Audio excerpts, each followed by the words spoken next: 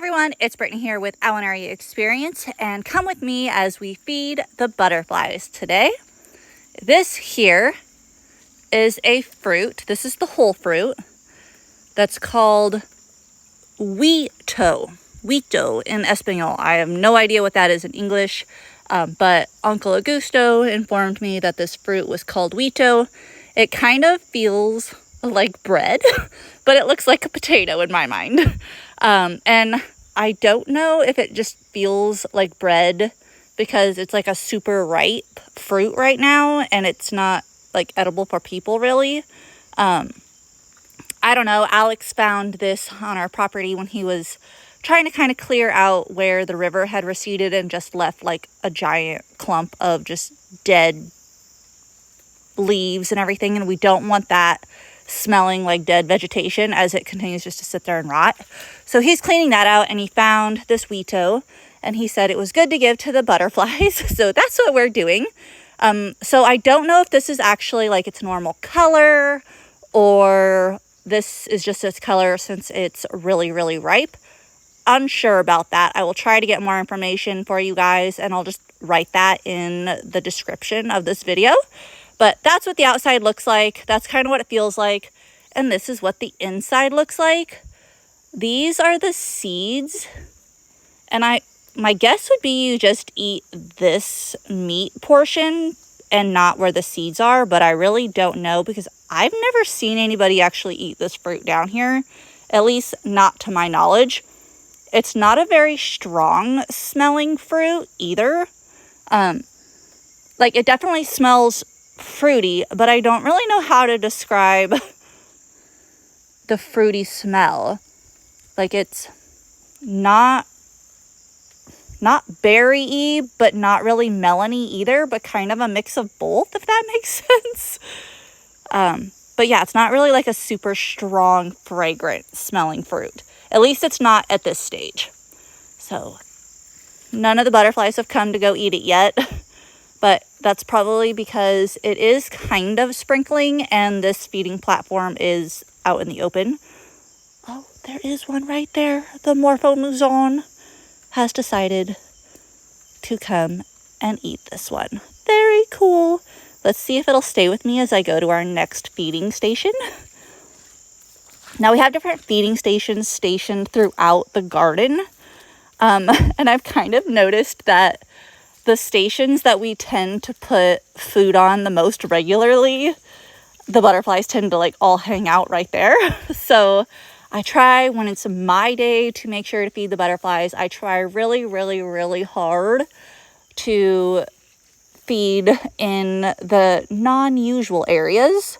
There's a whole big group of all the owls there eating what's left of those bananas. But we're going to keep walking. I believe there's a feeding station right over here by this door. Yes. But there looks like there's actually quite a bit of bananas still there. So we're going to go over to this one. Which it's not necessarily a bad thing that the butterflies have learned where the primary feeding stations are. Oh, there's some bananas here too, but not a lot. So we're just going to put it here and go from there. So yeah, it's not necessarily a bad thing that they've learned that. It's actually kind of a good thing because then we know roughly where we can guarantee there's going to be quite a bit of butterflies hanging out for when tourists come.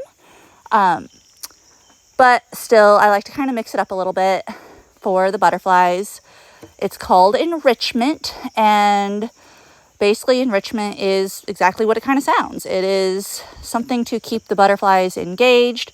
We do also have like different fruit plants here in the garden as well. So the butterflies can go to those at any time. We also try to get creative and hang the fruit. So there's some like really ripe bananas there. And then these green and yellow ones should start really ripening up too. So again, a lot of people kind of think, oh, butterflies aren't all that smart. Why do you really need to give enrichment? Studies have actually shown that butterflies are smarter than what we give them credit for. And personally, I actually kind of think that's the case with a lot of different animal species. That they're a lot smarter than people like to give them credit for. So yeah, but in butterfly case, there actually has been scientific studies proving that butterflies are fairly intelligent for being insects. Butterflies can learn who their primary feeders are, like people. So definitely they know Alex is in here quite a bit. So they do kind of tend to go to Alex a lot. Same with Augusto. Augusto's in here often, so they do kind of tend to gravitate towards him as well. I'm in here regularly when I'm here in Peru, but I am not here 24/7 because I do go back to my house in California.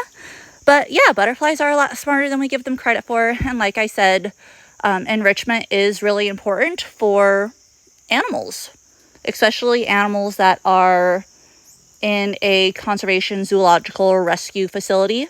Enrichment for people that aren't necessarily in like the zoo world or conservation world. Enrichment would be something comparable to like giving your dog or your cat one of those like little ball treat dispenser things where you put the treats in and then they bat the ball around and then the treats roll out.